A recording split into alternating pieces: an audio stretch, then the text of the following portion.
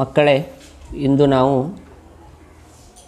5ನೇ ತರಗತಿಯ ಗಣಿತ ಭಾಗ 2ರ 8ನೇ ಘಟಕ ಸಮಮಿತಿ ಆಕೃತಿಗಳು.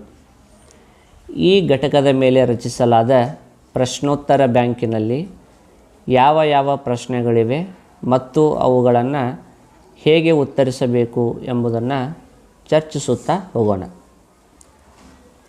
ಸಮಮಿತಿ ಆಕೃತಿಗಳು ಎಂದರೇನು? ಒಂದು ಆಕೃತಿಯನ್ನು ಮಧ್ಯಭಾಗದಲ್ಲಿ ಮಡಚಿದಾಗ ಉಂಟಾಗುವ ಎರಡು ಭಾಗಗಳು ಒಂದಕ್ಕೊಂದು ಐಕ್ಯವಾದಂತೆ ಕಾಣಿಸಿದರೆ ಅವುಗಳನ್ನು ಸಮಮಿತಿ ಆಕೃತಿಗಳು ಎಂದು ಕರೆಯುತ್ತಾರೆ. ಸಮಮಿತಿ ಅಕ್ಷ ಎಂದರೇನು? ಸಮಮಿತಿ ಆಕೃತಿಯನ್ನು ಉಂಟು ಮಾಡಲು ಎಳೆಯುವ ಸರಳ ರೇಖೆಯನ್ನು ಸಮಮಿತಿ ಅಕ್ಷ ಎನ್ನುವರು. ಸಮಮಿತಿ ಆಕೃತಿಗಳಿಗೆ ಉದಾಹರಣೆಗಳನ್ನು ನೀಡಿ. ವೃತ್ತ, ಆಯತ, ಚೌಕ, ಸಿಲಿಂಡರ್, ಪ್ರಾಣಿ ಮತ್ತು ಪಕ್ಷಿಯ ಮುಖಗಳು, ಪಾತ್ರೆಗಳು, ಟೇಬಲ್, ಕುರ್ಚಿ, ಮರದ ಎಲೆ ಮುಂತಾದವುಗಳು ಸಮಮಿತಿ ಆಕೃತಿಗಳಿಗೆ ಉದಾಹರಣೆಗಳಾಗಿವೆ. ಸಮಮಿತಿ ಘನಾಕೃತಿಗಳಿಗೆ ಉದಾಹರಣೆಗಳನ್ನು ಕೊಡಿ. ಘನ, ಆಯತ ಘನ, ಸಿಲಿಂಡರ್, ಗೋಲ, ಶಂಕು ಮುಂತಾದವುಗಳು ಸಮಮಿತಿ ಘನಾಕೃತಿಗಳಿಗೆ ಉದಾಹರಣೆಗಳಾಗಿವೆ. ಆಂಗ್ಲ ಭಾಷೆಯ ಯಾವ ದೊಡ್ಡ ಅಕ್ಷರಗಳು ಸಮಮಿತಿ ಹೊಂದಿವೆ? ಆಂಗ್ಲ ಭಾಷೆಯಲ್ಲಿ ಒಟ್ಟು 17 ಅಕ್ಷರಗಳು ಸಮಮಿತಿಯನ್ನು ಹೊಂದಿರುತ್ತವೆ. ಅವುಗಳೆಂದರೆ A, B, C, D, E, H, I, K, M, O, T, U, V, W, X, Y, Z. ಲಂಬವಾಗಿ ಅಥವಾ ಉದ್ದವಾಗಿ ಸಮಮಿತಿ ಅಕ್ಷವನ್ನು ಹೊಂದಿರುವ ಆಂಗ್ಲ ಭಾಷೆಯ ದೊಡ್ಡ ಅಕ್ಷರಗಳು ಯಾವುವು? ಉದ್ದ ಅಥವಾ ಲಂಬವಾಗಿ ಸಮಮಿತಿ ಅಕ್ಷವನ್ನು ಎಳೆಯಬಹುದಾದ ಆಂಗ್ಲ ಭಾಷೆಯ ದೊಡ್ಡ ಅಕ್ಷರಗಳು ಒಟ್ಟು 7 ಇವೆ. ಅವುಗಳೆಂದರೆ A, M, T, U, V, W, Y. ಅಡ್ಡವಾಗಿ ಸಮಮಿತಿ ಅಕ್ಷವನ್ನು ಹೊಂದಿರುವ ಆಂಗ್ಲ ಭಾಷೆಯ ದೊಡ್ಡ ಅಕ್ಷರಗಳನ್ನು ತಿಳಿಸಿ. ಅಡ್ಡವಾಗಿ ಸಮಮಿತಿ ಅಕ್ಷವನ್ನು ಹೊಂದಿರುವ ಆಂಗ್ಲ ಭಾಷೆಯ ಒಟ್ಟು ದೊಡ್ಡ ಅಕ್ಷರಗಳು 5. ಅವುಗಳೆಂದರೆ B, C, D, E, K. ಲಂಬ ಮತ್ತು ಅಡ್ಡ ಎರಡೂ ಸಮಮಿತಿ ಅಕ್ಷವನ್ನು ಹೊಂದಿರುವ ಆಂಗ್ಲ ಭಾಷೆಯ ದೊಡ್ಡ ಅಕ್ಷರಗಳು ಯಾವುವು? ಲಂಬ ಮತ್ತು ಅಡ್ಡ ಎರಡು ಸಮಮಿತಿ ಅಕ್ಷವನ್ನು ಹೊಂದಿರುವ ಆಂಗ್ಲ ಭಾಷೆಯ ದೊಡ್ಡ ಅಕ್ಷರಗಳು ಎಚ್, ಐ, ಓ, ಎಕ್ಸ್. ಸಮಮಿತಿ ಅಕ್ಷ ಎಳೆಯಲಾಗದ ಆಂಗ್ಲ ಭಾಷೆಯ ದೊಡ್ಡ ಅಕ್ಷರಗಳು ಯಾವುವು? ಸಮಮಿತಿ ಅಕ್ಷವನ್ನು ಎಳೆಯಲಾಗದೇ ಇರತಕ್ಕಂಥ ಆಂಗ್ಲ ಭಾಷೆಯ ಕ್ಯಾಪಿಟಲ್ ಅಕ್ಷರಗಳು ಒಟ್ಟು 9 ಇವೆ. ಅವುಗಳೆಂದರೆ F, G, L, N, P, S, Q, R ಮತ್ತು ಝಡ್. ಸಮಬಾಹು ತ್ರಿಭುಜಕ್ಕೆ ಎಷ್ಟು ಸಮಮಿತಿ ಅಕ್ಷಗಳನ್ನು ಎಳೆಯಬಹುದು? ಸಮಬಾಹು ತ್ರಿಭುಜಕ್ಕೆ ಒಟ್ಟು 3 ಸಮಮಿತಿ ಅಕ್ಷಗಳನ್ನು ಎಳೆಯಬಹುದು. ಸಮದ್ವಿಬಾಹು ತ್ರಿಭುಜಕ್ಕೆ ಎಷ್ಟು ಸಮಮಿತಿ ಅಕ್ಷಗಳನ್ನು ಎಳೆಯಬಹುದು?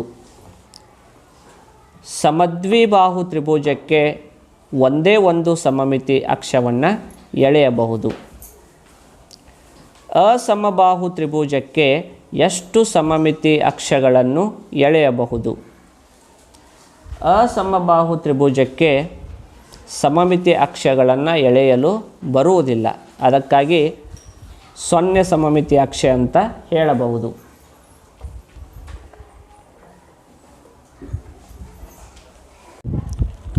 ಲಂಬಕೋನ ತ್ರಿಭುಜಕ್ಕೆ ಎಷ್ಟು ಸಮಮಿತಿ ಅಕ್ಷಗಳನ್ನು ಎಳೆಯಬಹುದು? ಲಂಬಕೋನ ತ್ರಿಭುಜಕ್ಕೆ ಒಂದೇ ಒಂದು ಸಮಮಿತಿ ಅಕ್ಷವನ್ನು ಎಳೆಯಬಹುದು. ಚೌಕಕ್ಕೆ ಎಷ್ಟು ಸಮಮಿತಿ ಅಕ್ಷಗಳನ್ನು ಎಳೆಯಬಹುದು? ಚೌಕಕ್ಕೆ 4 ಸಮಮಿತಿ ಅಕ್ಷಗಳನ್ನು ಎಳೆಯಬಹುದು. ಆಯತಕ್ಕೆ ಎಷ್ಟು ಸಮಮಿತಿ ಅಕ್ಷಗಳನ್ನು ಎಳೆಯಬಹುದು? ಆಯತಕ್ಕೆ 2 ಸಮಮಿತಿ ಅಕ್ಷಗಳನ್ನು ಎಳೆಯಬಹುದು. ವೃತ್ತಕ್ಕೆ ಎಷ್ಟು ಸಮಮಿತಿ ಅಕ್ಷಗಳನ್ನು ಎಳೆಯಬಹುದು?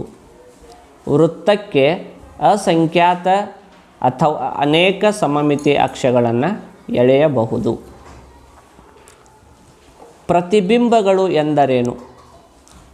ಕನ್ನಡಿ ಅಥವಾ ದರ್ಪಣದಲ್ಲಿ ಪಡೆಯುವ ಬಿಂಬದ ಪ್ರತಿಫಲನವನ್ನು ಪ್ರತಿಬಿಂಬಗಳು ಎನ್ನುವರು. ಬಿಂಬ ಮತ್ತು ಪ್ರತಿಬಿಂಬದ ಪ್ರಮುಖ ವ್ಯತ್ಯಾಸವೇನು? ಬಿಂಬದ ಎಡಬಲಗಳು ಪ್ರತಿಬಿಂಬದಲ್ಲಿ ಅದಲು ಬದಲಾಗಿ ಕಾಣುತ್ತವೆ. ಇದೇ ಬಿಂಬ ಮತ್ತು ಪ್ರತಿಬಿಂಬದ ನಡುವೆ ಇರುವ ಪ್ರಮುಖ ವ್ಯತ್ಯಾಸ. ಪ್ರತಿಫಲನ ಸಮಮಿತಿ ಎಂದರೇನು? ಬಿಂಬ ಮತ್ತು ಪ್ರತಿಬಿಂಬವು ಒಂದೇ ರೀತಿಯಾಗಿದ್ದರೆ ಅದನ್ನು ಪ್ರತಿಫಲನ ಸಮಮಿತಿ ಎನ್ನುವರು. ಪ್ರತಿಫಲನ ಸಮಮಿತಿ ಹೊಂದುವ 0 ಇಂದ 9ರವರೆಗಿನ ಸಂಖ್ಯೆಗಳನ್ನು ತಿಳಿಸಿ. ಪ್ರತಿಫಲನ ಸಮಮಿತಿ ಹೊಂದುವ 0 ಇಂದ 9ರವರೆಗಿನ ಸಂಖ್ಯೆಗಳು 0, 1 ಮತ್ತು 8. ಪ್ರತಿಫಲನ ಸಮಮಿತಿ ಹೊಂದುವ ಆಂಗ್ಲ ಭಾಷೆಯ ಕ್ಯಾಪಿಟಲ್ ಅಕ್ಷರಗಳನ್ನು ತಿಳಿಸಿ.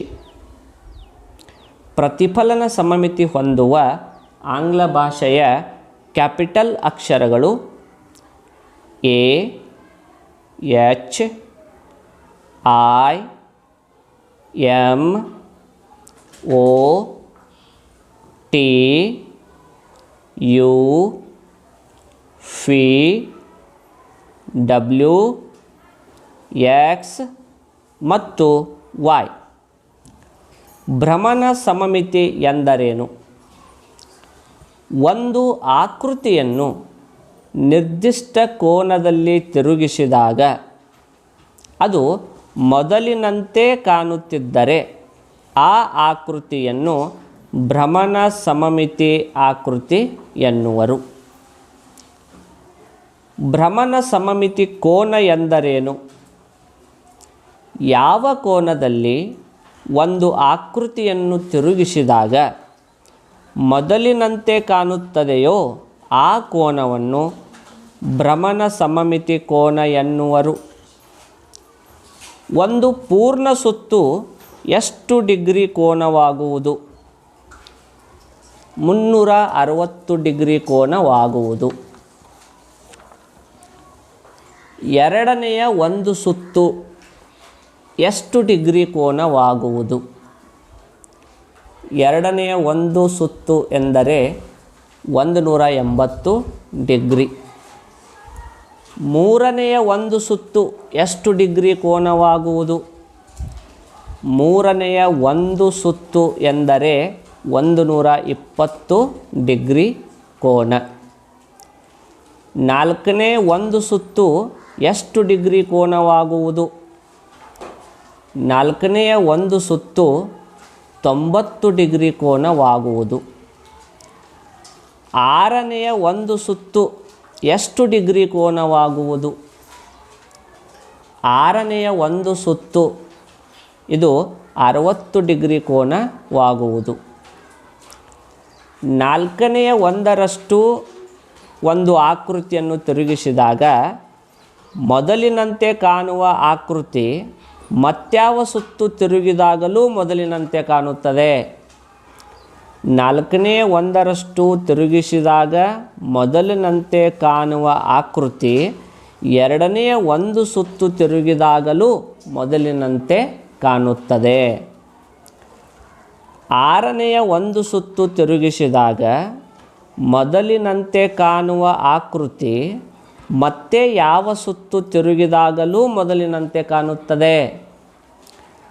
ಆರನೆಯ ಒಂದು ಸುತ್ತು ತಿರುಗಿಸಿದಾಗ ಮೊದಲಿನಂತೆ ಕಾಣುವ ಆಕೃತಿ ಮೂರನೆಯ ಒಂದು ಸುತ್ತು ತಿರುಗಿದಾಗಲೂ ಮೊದಲಿನಂತೆ ಕಾಣುತ್ತದೆ. ಮಕ್ಕಳೇ, ಇಲ್ಲಿಯವರೆಗೂ ನಾವು ಸಮಮಿತಿ ಆಕೃತಿಗಳ ಬಗ್ಗೆ ಚರ್ಚೆ ಮಾಡಿದ್ದೇವೆ. ಇನ್ನು ಮುಂದಿನ ಘಟಕದಲ್ಲಿ ಮತ್ತೆ ಭೇಟಿಯಾಗೋಣ. ಅಲ್ಲಿಯವರೆಗೆ ಧನ್ಯವಾದಗಳು.